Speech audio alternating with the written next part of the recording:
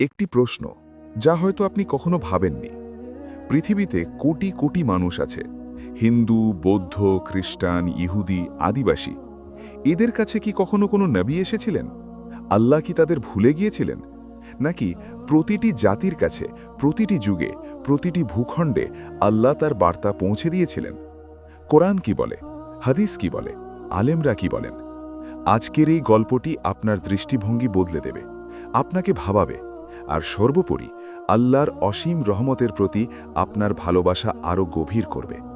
শেষ পর্যন্ত থাকুন, কারণ শেষে এমন একটি কথা বলবো যা আপনি আগে কখনো শোনেননি। শুরু করার আগে একটাই অনুরোধ, এই ধরনের গভীর ইসলামিক জ্ঞানের ভিডিও যদি আপনার ভালো লাগে তাহলে এখনই এমটি ক্রিয়েশন চ্যানেলটি সাবস্ক্রাইব করুন, বেল আইকনে ক্লিক করুন যাতে কোনো ভিডিও মিস না হয়। আপনার একটি সাবস্ক্রাইব ইসলামের দাওয়াকে আরও এগিয়ে নিয়ে যায়। পর্ব এক অধ্যাপকের প্রশ্ন। ঢাকা বিশ্ববিদ্যালয়ের ক্লাসরুম। দার্শনিক বিভাগের অধ্যাপক ডক্টর রেহমান তার ছাত্রদের সামনে একটি প্রশ্ন রাখলেন। আচ্ছা বলো তো, আল্লাহ যদি ন্যায়পরায়ণ হন, তাহলে ভারতের সেই আদিবাসী মানুষটির কি হবে যে কখনো ইসলামের কথা শোনেনি? সে কি জাহান্নামে যাবে? ক্লাসে নীরবতা নামল। ছাত্ররা একে অপরের মুখের দিকে তাকালো। তখন পেছনের সারি থেকে একজন ছাত্র উঠে দাঁড়ালো। নাম তার ইমরান। সে বলল, স্যার, কোরআন এই প্রশ্নের উত্তর দিয়েছে, আমাকে একটু বলার সুযোগ দিন। অধ্যাপক বললেন, বলো। এরপর যা হলো তা শুধু সেই ক্লাসরুমের নয়, আজকের এই ভিডিওর গল্প। পর্ব 2, কোরআনের মহাসত্য, প্রতিটি জাতির কাছে নবী। ইমরান বলতে শুরু করল। সে বলল, স্যার, আল্লাহ পাক পবিত্র কোরআনে এই বিষয়টি অত্যন্ত স্পষ্টভাবে বলেছেন, ওয়ালিকুল্লি উম্মাতিন রাসূল, প্রতিটি জাতির জন্য একজন রাসূল আছেন। সূরা ইউনুস 47। ইমরান বলল, স্যার, লক্ষ্য করুন, আল্লাহ বলেননি কিছু জাতির জন্য, বলেননি শুধু আরবদের জন্য, বলেছেন প্রতিটি জাতির জন্য। ওয়া ইন মিন উম্মাতিন ইল্লা খালা ফিহা নাযীর, এমন কোনো জাতি নেই যার কাছে সতর্ককারী আসেননি। সূরা ফাতির 24। স্যার, এই আয়াতটি আরও শক্তিশালী। আল্লাহ বলছেন, এমন কোনো জাতি নেই, অর্থাৎ পৃথিবীর ইতিহাসে কোনো একটি জাতীয় বাদ যায়নি যাদের কাছে আল্লাহর সতর্ককারী আসেননি। ক্লাসে গুনগুন শুরু হলো। অধ্যাপক ডক্টর রহমান সামনে ঝুঁকলেন। পর্ব 3, নবীদের সংখ্যা, হাদিসের আলো। কিন্তু ইমরান, অধ্যাপক বললেন, কতজন নবী এসেছিলেন এবং তারা কোথায় কোথায় গিয়েছিলেন? ইমরান একটু হাসল, বলল, স্যার, এই প্রশ্নের উত্তরও হাদিসে আছে। 124,000 নবী পাঠানো হয়েছে, তাদের মধ্যে 313 জন ছিলেন রাসূল। মুসনাদে আহমদ 22,288, হাদিসটি সহি বলেছেন আলবানী র। 1,24,000 নবী, এই সংখ্যাকে একটু চিন্তা করুন। পৃথিবীতে মানুষ বসবাস করে আসছে হাজার হাজার বছর ধরে, বিভিন্ন মহাদেশে, বিভিন্ন দেশে, বিভিন্ন জাতিতে। আল্লাহ প্রতিটি যুগে, প্রতিটি অঞ্চলে তার বার্তা পাঠিয়েছেন। কোরআনে মাত্র 25 জন নবীর নাম উল্লেখ আছে, বাকিদের নাম কোরআনে নেই, কিন্তু তারা এসেছিলেন পৃথিবীর বিভিন্ন প্রান্তে। ওয়ারুসুলান কাদ কাসাসনাহুম আলাইকা মিন কাবলু ওয়ারুসুলান লাম নাকসুসহুম আলাইকা, আমি কিছু রাসূলের কথা তোমাকে আগে বলেছি এবং কিছু রাসূলের কথা বলিনি। সূরা আন-নিসা 164। ইমরান বলল, স্যার, আল্লাহ নিজেই স্বীকার করছেন যে অনেক নবীর কথা কোরআনে উল্লেখ নেই, তার মানে কি পৃথিবীর অন্য প্রান্তেও নবী এসেছিলেন? পর্ব 4, আলেমদের মতামত, প্রাচ্যের নবীরা। অধ্যাপক বললেন, কিন্তু ইমরান, আলেমরা কি এই বিষয়ে কিছু বলেছেন? হ্যাঁ স্যার, ইমরান বলল, ইসলামী স্কলাররা বলেন, আল্লাহর ন্যায় বিচার এটাই দাবি করে যে প্রতিটি জাতির কাছে হেদায়েতের বার্তা পৌঁছেছে। ইবনে কাসির তার তাফসিরে বলেন, আল্লাহ এমন কোনো জাতিকে শাস্তি দেন না যাদের কাছে বার্তা পৌঁছানো হয়নি। এটা আল্লাহর পূর্ণ ন্যায় বিচারের প্রমাণ। ওয়ামা কুন্না মুআযিবিনা হাত্তা নাবআসা রাসূলান, আমি রাসূল না পাঠানো পর্যন্ত কাউকে শাস্তি দিই না। সূরা আল ইসরা 15। ইমরান উত্তেজিত হয়ে বলল, স্যার, এই আয়াতটি সবচেয়ে গুরুত্বপূর্ণ। আল্লাহ নিজে ঘোষণা দিচ্ছেন, আমি কখনো এমন মানুষকে শাস্তি দেব না যার কাছে রাসূল পাঠাইনি। এর মানে, যদি কোনো মানুষ সত্যি কখনো ইসলামের দাওয়া না পেয়ে থাকে, আল্লাহ তাকে ন্যায় বিচারের ভিত্তিতে বিচার করবেন। পর্ব 5, ইউসুফের গল্প, মানুষের হৃদয়ে একেশ্বরবাদ। ক্লাসে একজন হিন্দু ছাত্র ছিল, বিকাশ। সে চুপচাপ বসে শুনছিল। হঠাৎ সে হাত তুলল। ইমরান ভাই, আমি হিন্দু, কিন্তু আমি ভাবছি আমাদের উপনিষদেও তো একই কথা আছে, ঈশ্বর এক, সব কিছু তার থেকে এসেছে। তাহলে কি এটা সম্ভব যে আমাদের পূর্বপুরুষদের কাছেও কোনো নবী এসেছিলেন? ইমরান থামল, তারপর ধীরে বলল, বিকাশ ভাই, ইসলামের দৃষ্টিতে এই প্রশ্নের উত্তর হল হ্যাঁ, সম্ভব, এবং এটাই কোরআনের শিক্ষা। কোরআন বলে, আল্লাহ মানুষকে তার ফিতরাত অর্থাৎ স্বভাবজাত প্রকৃতি দিয়ে তৈরি করেছেন। সেই ফিতরাত হল একেশ্বরের দিকে ঝোঁকার স্বভাব। ফিতরতুল্লাহিল্লাতী ফাতারান্নাসা আলাইহা, লা তাবদীলা লিখালকিল্লাহ। আল্লাহর সেই ফিতরাত যার ওপর তিনি মানুষকে সৃষ্টি করেছেন। আল্লাহর সৃষ্টিতে কোনো পরিবর্তন নেই। সূরা আর রুম ৩০। প্রত্যেক শিশু ফিতরতের ওপর জন্মগ্রহণ করে, তারপর তার বাবা মা তাকে ইহুদি, খ্রিস্টান বা অগ্নিপূজক বানায়। সহি বুখারি ১৩৫৯। বিকাশ গভীরভাবে ভাবতে লাগল। পর্ব ৬, আল্লাহর ন্যায় বিচার, কেউ বঞ্চিত নয়। অধ্যাপক রহমান উঠে দাঁড়ালেন, বললেন, ইমরান, তুমি একটি গুরুত্বপূর্ণ কথা বললে, কিন্তু আমার প্রশ্ন হল, যে মানুষ সত্যিকার অর্থে কখনো ইসলামের দাওয়া পায়নি, তার পরিণতি কি? ইমরান বলল, স্যার, এই প্রশ্নের উত্তরে আলেমদের মধ্যে কিছুটা মতভেদ আছে, তবে একটি গুরুত্বপূর্ণ হাদিস আছে। কিয়ামতের দিন ৪ ধরনের মানুষ আল্লাহর সামনে তর্ক করবে: বধির, যে কিছু শুনতে পায়নি; মূর্খ, যে বুঝতে পারেনি; বৃদ্ধ, এবং যে এমন যুগে মারা গেছে যখন কোনো নবী ছিলেন না। আল্লাহ তাদের প্রত্যেককে পরীক্ষা করবেন। মুসনাদে আহমদ, আলবানী একে সহি বলেছেন। ইমরান বলল, স্যার, এই হাদিস থেকে আমরা বুঝতে পারি আল্লাহ কখনো অন্যায় করেন না। যে মানুষ সত্যিকারভাবে দাওয়া পায়নি, আল্লাহ তাকে তার নিজস্ব ন্যায়বিচারে বিচার করবেন। ইন্নাল্লাহা লা ইয়াজলিমু মিসকালা যাররাতিন, নিশ্চয়ই আল্লাহ অণু পরিমাণও জুলম করেন না। সূরা আন-নিসা ৪০।